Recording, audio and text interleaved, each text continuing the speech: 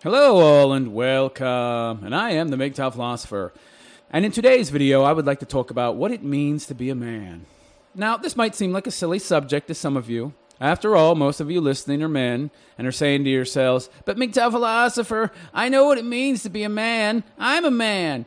First off, let me just say that, of course, you're all men in the technical sense of the term. You have the right parts, hence technically you are men. And some of you are actually real men. But some of you, unfortunately, are not. Now, the reasons for this are varied. Having been raised by a single mom, having no male role models throughout your lives, being educated out of being a man by a system that not only doesn't value male traits, but hates them, by women who treat boys like defective women who need to be changed, then complain when they can't find real men, by a media that displays men as morons and makes it okay to make men and anything masculine into a running joke, by a government that prioritizes women many times over men and marginalizes men. The list just goes on and on. Now, there are many reasons why some of you are not real men. It's a shame, and it really isn't even your fault. But if you're a young man in your 20s and early 30s, you really didn't have a chance. For you see, male hatred has seeped into every pore of the Western world with the sole purpose of feminizing men, so as to make them more able to be controlled. However, the consequences for doing this are dire. The destruction of the world, for example, as it's male traits and not female ones that hold the world together.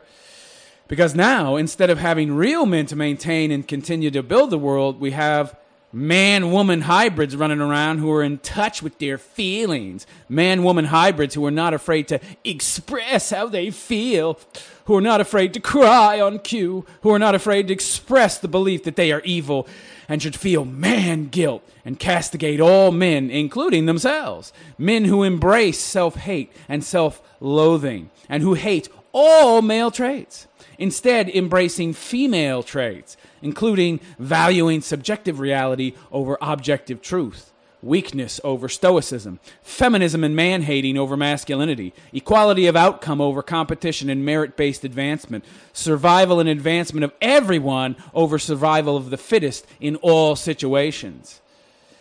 And the situation is dire, people, and at this pace, the Western world only has a few more decades of life left in it. That being the case, what can those of us who have learned what it means to be men do to make sure that those lessons required to be an actual man, don't end up dying off entirely? Well, we can teach those lessons to others so that many of the younger men out there learn what it means to be a man. I mean, hell, if their mothers in the state deprive them of fathers, or they have fathers who are essentially emasculated by the system and are nothing more than man-woman hybrids, then it's up to guys like myself who can articulate a message with reasonable clarity to help get the message across to young guys out there in regards to what it means to be a man. Now, first off, this is in no way self-serving of me, nor am I saying I'm better than any of you younger guys out there. No. I'm just different than some of you in that I had the advantage of being raised in a different time, by different parents. A time when men still had value and were treated with as if they had value. A time when the educational system wasn't so utterly corrupted and 100% pro-female and anti-male. A time when the media didn't portray all men as fools and worthy of only derision. It was a different time that I grew up, the late 60s and early 70s. They were nothing like the mid-80s and certainly far removed from the 90s. And the West is so different now that you wouldn't even recognize Western countries if you looked back 40 or 50 years and compared them to today's Western countries and how they are now. So no, I'm no better, just different. And I'd like you young guys out there to be different too, because it's those differences that make you men, and not some eunuch he-she who doesn't know what being a man even means. Now, first off, let me just say that I don't believe it's a man's job to sacrifice himself for others, nor do I believe that that is what makes a man, like so many trad cons like to say. That's very old world thinking that needs to go by the wayside. And even if things were to change tomorrow and women were to fully embrace their gender roles again, I still don't think I'd be willing to go back to the old way of doing things. However, as that's not likely to happen anyway, it's a moot point. No. What I'm going to discuss in this video are the aspects of the mind and behavior which concern being a man. Because physically, if you have junk between your legs, you're a man, and that's not something that can be altered simply through indoctrination. However, the mind and the resultant behavior, now those things can be altered. So that's what I shall concern myself with in this video. Now, let me start off by talking about feelings. Men have them. We have them just like women do, and despite what everyone wants you to believe, we have the same amount of emotion as women do. The difference is that men control their emotions better. Well, they used to, as they used to be taught how to do so by their fathers and by other men, which now just isn't the case. So let me just say this. When it comes to controlling their emotions, men are more capable, but nowadays they act more like women than men. Of course, they are still less emotional than women in that their brains are different, and that makes them naturally less susceptible to emotional outbursts. Still, being naturally less inclined to act out emotionally, that's a far cry from how men used to be. Now, you might be tempted to ask, but MGTOW philosopher, what's the big deal? Why is it important to control your emotions? Don't women have it right when they say men are damaging themselves and not being true to who they are when they sublimate, hide, or don't express their emotions? Isn't it better if they let their feelings out and embrace them? No, they're not better off. You might be better off, as anyone who would ask such a question is likely a woman or a feminized weakling man-woman hybrid. I feel guilty. I feel sad. I feel pity for that guy in my office who didn't make it for whatever reason. I feel bad for black people, but not for Asians, even though they're a tiny minority and should be doing poorly, but they actually do better academically and make more money than everyone, including whites. Not sure how that works since they're a minority. I can't figure that one out, as that doesn't fit into my ideology, and I'm not using logic and reason anymore. Subjectivity and emotion are so much better than logic and reason. Guess that's just a blip that I'll have to use cognitive dissonance to ignore. I also feel bad for women. Life just isn't fair. The system is rigged. The system is biased. I need to protest more. I need to protest these horrors. I need to make a difference. I want all these other people to have the same opportunities as me, even though I really only care about everyone having the same outcome. Yeah, yada, yada, yada. Letting your emotions control you instead of vice versa leads to this kind of irrationality, distraction, contrary thinking, and eventually delusion. So much so that you not only lose sight of the ball, but you also lose sight of what's real. Instead, becoming suspended in some ether of subjective nonsense, and of course, lacking grounding in what used to be called common sense, you become a tool for whoever is best at manipulating your emotions. This is part of why I teach people to avoid ideologies to begin with. By the way, gentlemen, men of a century ago, they weren't Vulcans. Far from it. Many a drunk, deadbeat guy would beat his wife and kids, and that still happens to this day. Same goes for women, obviously. However, men understood the need to control their emotions because if they didn't, they couldn't be very productive in society. You know, feelings might be good for making art, but they suck for any endeavors that are productive. That's part of why men have evolved to be more logical and reasonable as a gender in the first place, because such skills favor productivity and survival. Those are things that were bred into us via evolution. Hence, it does not serve us to be overly emotional. It might have served women when they were actually women and not some weird hybrid creature trying to be men. However, embracing emotion doesn't serve us or play to our strengths. It makes us less than a man, less than we could be. So, control your emotions. Don't let them control you. This is key to being a man. It's not about sublimation, as so many lefty feminists have said in an attempt to brand certain male traits as negative. Traits, by the way, that enable us to be more powerful in the world. No.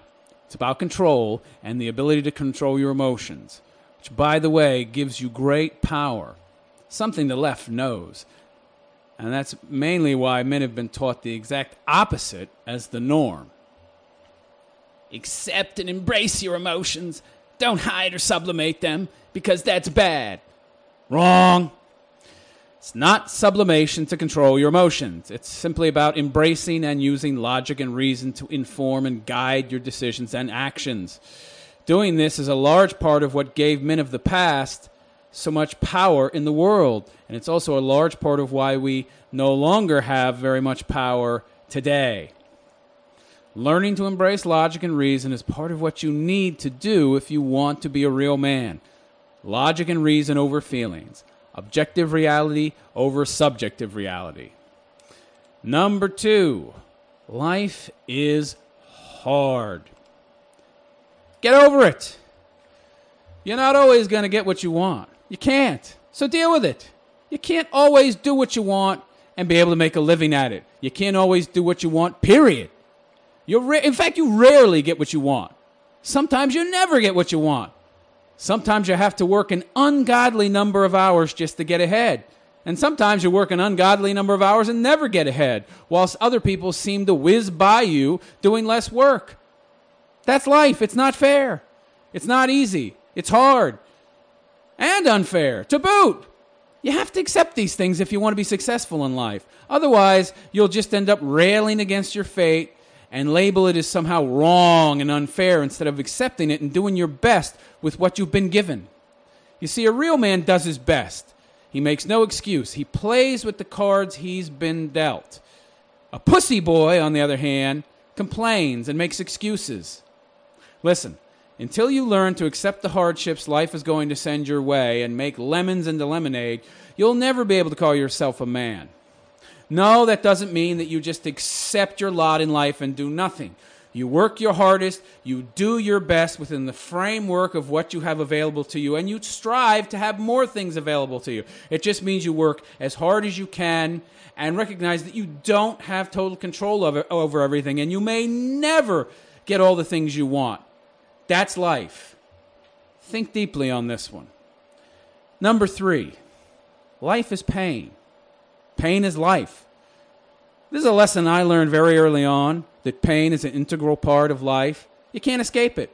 It crops up every day and takes tiny forms and big forms. How you deal with it has a lot to do with how much you've come to terms with the fact that life is pain. To what extent have you come to terms with this reality instead of trying to fight it or seeing that pain as somehow unfair or undeserved says a lot about you. You know, if you've come to believe that it's your right to be comfortable, to be fed and clothed and warm in winter and cool in summer, to never have to hear a word that pains you, then you're not a man. If words seem to you as if they're actual physical harm, then you are weak and definitely not a man. You know, the modern day obsession with hate speech and trigger warnings is a perfect example of the kind of weakness I'm talking about. Or how about the expectation that health care be provided for you, that food be provided for you, that everything be provided for you, that you don't have to suffer any pain or hardship? Yeah, that's a complete and utter denial of the hardships that come with being alive, and an attempt to flee from any and all pains that come with said hardship. Life is pain. You have no right or privilege not to experience it. Yeah, you can take steps to minimize the possibility of experiencing pain, of course. After all, you do have some control, but not total control. After all, anyone could get cancer at any time. A bus could hop a curve and throw you 50 feet. It may not kill you, but that's some massive pain. And you have no control over these types of things. They just happen. Yeah, you should do everything in your power to avoid injuries, be as careful as possible. Duh.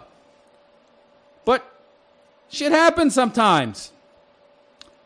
And I can tell you, by the way, I can tell you the physical pain, it often pales in comparison to the pains of the mind and the so-called spirit or heart, which seem to be the pains that people want to run away from the most, because those are the ones that cause people the most pain, the most suffering. That said, pain of the mind, it's a creation of the mind, and we choose how much it harms us. You know, people who complain about pain, who complain about words that cause pain, and how those words are equal to fists, well, they're fools. And men who do this are not men. They are boys who've been raised to favor feelings over facts and reality. Such a boy will have the maximum amount of pain when exposed to the minimal amount of hardship, as they are totally immersed in their own subjective reality. Just like a woman would be. Sadly, these are people who've never had any real hardship in their lives and are seeking to create their own suffering so they can see and present themselves to the world as victims. Yeah, having victimhood status, it's the hip new trend. You ain't hip if you ain't a victim of some kind and haven't suffered some kind of indignity. Hence, suffering offense, feeling pain from words, that's the new normal. Used to be sticks and stones could break my bones, but names will never hurt me. Now you have people who've never had a broken bone in their lives complaining about what victims they are because of quote-unquote hate speech and then going out to beat up very real people because these snowflakes equate words with physical violence. Listen up, people. You better wake up and smell the coffee. Because unless you embrace the pains of life instead of trying to hide from them behind trigger warnings and safe spaces, life will be forever putting up insurmountable roadblocks that you'll never be able to climb over because of the very real pain that will be involved in having to do so. And it'll just be too much for you. What with your perception of near impossible pain being when someone says a mean word to you. Now, to someone who recognizes that life is pain and who has learned to tolerate it, learn to tolerate real pain, and who can ignore it to a certain extent, well, that person is going to be successful. In contrast, the self-induced pain of a weakling who is viewing the world through a subjective lens and feels that he has the right to feel no pain at all, well, that person, they're going to be a loser. Listen up, people. Life is pain. It's a daily reminder that you are alive. If I can feel pain, then I'm still here. And life is great. Life is pain. It's a daily mantra for me, and I never forget it. Now, of course, a man isn't just his mental makeup. There's also how he acts in the real world. So what actions, what qualities must the man embrace that typify a man? Well, first off, a man should always keep his promises, honor his word. This, to me, is one of the most important qualities that defines a man as a man. Keeping your word. Never make a promise you can't keep. Be aware of your limitations and abilities so that you never, ever say you'll do a thing that doesn't end up getting done. Simple. Next, honesty. Now, this one isn't set in stone because sometimes telling the truth isn't the right thing to do. I'm not one of those people that believes in absolutism when talking about certain things. I think many a situation has extenuating circumstances, so you must judge each situation individually. Of course, be honest whenever you can. The times you cannot, well, I'll leave that up to you to decide. I mean, again, there is such a thing as excessive honesty or brutal honesty or being too abrasive. Use common sense, if you possess it, that is. And I hope after this video you will strive to do so. Next, honor. Be honorable. Part of being honorable is about being honest. Part of it's about keeping your word. Part of it's about how you feel about yourself. Now, honor can mean a lot of different things to a lot of different people, but I think it's important for a man to have some kind of code of honor. For example, not asking more than what's a fair price for what you're selling, even though you think you can get it. Or having a car you've kept in relatively good condition that you feel should get more than the current Blue Book value, so you're considering dialing back the odometer to represent the car as having less miles than it actually does, thus allowing you to ask more money. These kind of actions are the type that you can likely get away with, and no one will ever know. Except you. You will know. So you see, a personal code of honor is very important if you want to have a sense of dignity and self-respect. So be honorable in your dealings with others. It'll benefit you in the long run. And in the end, you have to live with yourself. Next, loyalty. Yes, be loyal to those who deserve and have earned it, no matter what. Even if that person is unpopular and you end up catching flack for being friends with them. Even then, don't yield to such pressure. Whether it be social justice warrior nonsense and you're an adult in the workplace, or you're a young adult in university, or a teenager dealing with peer pressure. Always be loyal to those who deserve it. You know, loyalty is important when it's earned, and it does have to be earned. It's not given. And those who earn it, they deserve it, and it should never be lost or thrown away because of fear of what other people might think or do. Only those people who have earned your loyalty can release you from that obligation. By the way, there are limits, of course, to what loyalty buys you, such as being asked to do something criminal. Use common sense, obviously. Next, owning your mistakes. Now, it's important as a man to take responsibility for your actions, whether or not others will let you get away with things, let things slide, not call you on your actions. This doesn't absolve you of bad actions. Because again, there's always one person who in the end you'll have to face in this world, and that's you. If you make mistakes, take responsibility for them and own up to them if called on them. That's simple. Even if you aren't called out on them, you should call yourself out. Recognizing your mistakes is the quickest way to avoid making them again. If you find it hard, even impossible, to take responsibility for your mistakes, then the consequences can be very dire for you. For you will never learn from them, and you'll continue to make the same mistakes over and over and over again. Look, if you want to be happy, if you want to be a productive person, it's best to see your own mistakes and learn from them. We all make them. What's important is what you do after you make them. Also, some people make far fewer mistakes than others. And it's those people who are the ones who very early on recognized how important it was to see and learn from their own mistakes. Those people are generally very successful, by the way. Taking responsibility and ownership of your mistakes isn't simply about being a man either. It's about improving yourself, as a person learns more from their own mistakes than they ever will from their successes. But only if they acknowledge and accept responsibility for them. Remember that. Don't let pride and ego hinder you from becoming a man of real substance and integrity. And by the way, a wise man will also seek to learn from the mistakes of others. He won't let pride or ego deter him from asking questions and learning from those who have been where he hasn't. If you want to be a better man, it isn't enough to just learn from your own mistakes. History and the written word exist for a reason, not to mention other men.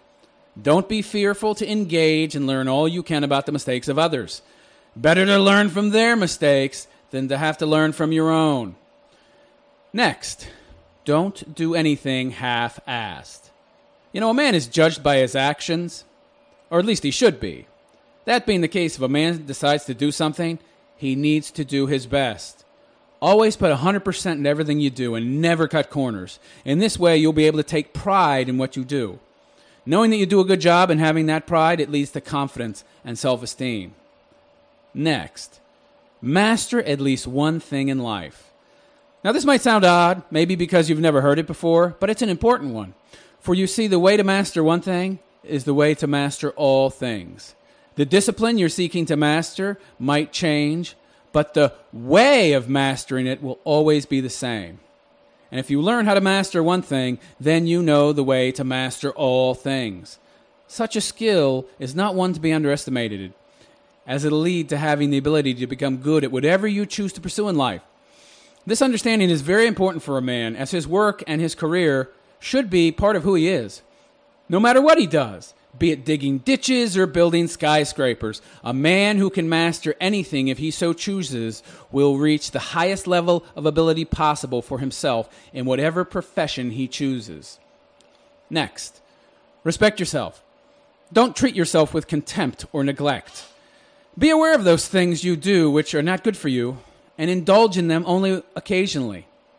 Yeah, okay, we all have our little vices, and there's nothing wrong with those. Just be aware of the consequences of them and willing to accept those consequences. Also, be aware that self-respect is important. And if you don't respect yourself, how likely is it that other people will? Keep this in mind. Next, patience and tolerance. You hear these words often enough these days, especially the word tolerance. You also tend to hear that a good man, a real man, should be patient. However, that's a loaded statement because it misrepresents patience as a good thing in all situations, and it doesn't even speak at all to tolerance. That's because tolerance and patience, well, they're two different things. But of course, you wouldn't know it, what with the way the left has redefined words. Now most people see patience and tolerance as absolute goods. Yeah, context doesn't matter. No, context isn't important. Tolerance is always good no matter what. Of course, the reason for this is the same reason for why patience is always good, and real men should always be patient, right? So that you will have patience for the crap and tolerate the nonsense of the left. Yes, tolerate stupid opinions. Yes, tolerate stupid ideas. After all, reality is relative. You could be wrong even though you're right, and I could be right even though I'm wrong. Objective reality just doesn't exist. Everything is relative, everything is subjective, yada, yada, yada. And of course, we should respect and tolerate that which we find objectionable, because if we don't, then we're not good men or good human beings. Meanwhile, those who are on the left and who are saying this stuff, well, they refuse to tolerate the views of others if those views don't fall within their own ideology. And yet, tolerance is always a good thing? Really? No thanks. You know, a real man, he objects when he sees something objectionable. He doesn't tolerate it. Well, maybe from kids to a certain extent. Maybe then he'll tolerate some nonsense, because kids, well, they can be cute and their nonsense is often just kids being kids and of no harm. But what about the nonsense of grown-ups? That kind of nonsense can be very harmful to a lot of people. Do you stand up and object then? What about lies and disinformation? Do you just sit back and say nothing then as well, even though you know it's bullshit that shouldn't be tolerated? And do you do so just so that your life will be easier and uncomplicated by people who are really intolerant to those who disagree with them, like bricks and bats intolerant? If so, then shame on you. For a man stands up to injustice and bullshit. He doesn't tolerate it, nor does he have patience when confronted with that which is unacceptable. Now, sure, I'll have patience when I'm, say, waiting to see a doctor. However, if my appointment is at 5 o'clock and I'm supposed to wait until 8 o'clock, well, that's unacceptable, and I won't tolerate that. I'll simply go and find a new doctor, and he'll lose my business. And if I see a man or anybody being attacked for no reason, I'll help them, even if it means I might get attacked, because that's what men do. And if more men acted like that, we wouldn't have nearly as many problems as we do now. For you see, the West is collapsing, and it's been taken over by fools who think a socialist regime will result in a utopia for everyone. Even after 100 million people and more have been killed by such systems in the past 100 years. Then you have low IQ morons who focus on 160 deaths by mass shooters in the United States in the past 100 years, when socialism has killed 100 million in the same period of time, and governments the world over in the past 100 or so years have killed 200 million people. Talk about massive problems. Insanity is more like it. And all because of patience and tolerance for nonsense. Well, I refuse to tolerate any of it anymore. How about you? As I said at the start, a lot of this is not a man's fault. Men these days have been indoctrinated for the past 3 to 4 generations to believe this garbage. That said, there comes a time when you really do need to start thinking for yourself. Because there's just too many resources out there and too much information to excuse the ignorance and indoctrination that so many men continue to buy into. Indoctrination which makes them into half men, half women, who are both, yet neither. Which brings me to my final point. Men do not have a feminine side. There's no yin and yang in terms of sex. That is just hippy-dippy BS spread by the left to get men to accept something that's a lie. That they have a feminine side and should embrace it. I mean, hell, you don't hear feminists telling women to embrace their masculine side, do you? Of course not, because they don't have one. I mean, yeah, they can pretend and try to be men, but they make crappy men, and for good reason. The same goes for men. We make crappy women, for good reason. We don't have some little woman piece in us that we need to embrace. We have masculinity, something which feminists consider toxic, which is why you never hear them talking about a masculine side in women. And by the way, that alone should tell you all that you need to know about that feminine side in men bullshit. It's nonsense. Now, I'm not saying you must be an unfeeling monster to be a man. No. What I'm saying is that you need to use your emotions as a tool and nothing more. It's your logic and reason that should inform and guide you in regards to how you act, not your emotions. And a real man is a man who's not afraid of his emotions. He simply doesn't live by them. He uses them. They don't use him. A real man, understands that life is hard and that it's often unfair, and he accepts that. He doesn't rail against reality trying to change it. I mean, yeah, there may be some things that are done by men that are unfair, but it's up to him to decide if those are things that are just a part of life in general or something that he needs to work to change. A real man understands that life is pain with small bits of pleasure sprinkled throughout. He also understands that it's experiencing that pain that defines him as a man. He doesn't run away from it or try to hide from it. He doesn't try to pass laws to shut down other people's so-called hurtful words. No, a man doesn't fear feeling pain, so he doesn't live his life in fear. In turn, a man, when he becomes a man and lives as a man, will know what real pain is, and that words are nothing but hot air. They can't hurt him unless he chooses to let them. A real man will work hard for his own betterment, and he'll always take responsibility for his actions. He'll never do anything half-ass. He'll always keep his word, and he'll always be loyal to those who have earned it, even if it causes him harm. He won't tolerate evil when he sees it, and he'll have no patience or tolerance for that which shouldn't be tolerated. A real man is honorable, and he lives by a certain code, a code that states what is and is not acceptable. And all men should sit down and think deeply about what their code should be. And once they've figured that out, they need to live their life by that, using logic and reason as their guides. And as a man, he's likely to never be hailed as the hero he is for adhering to a code and being a real man his entire life. But that's okay, because a real man is unconcerned with kudos from others. He lives his life and he dies, in most cases without a hurrah from anyone.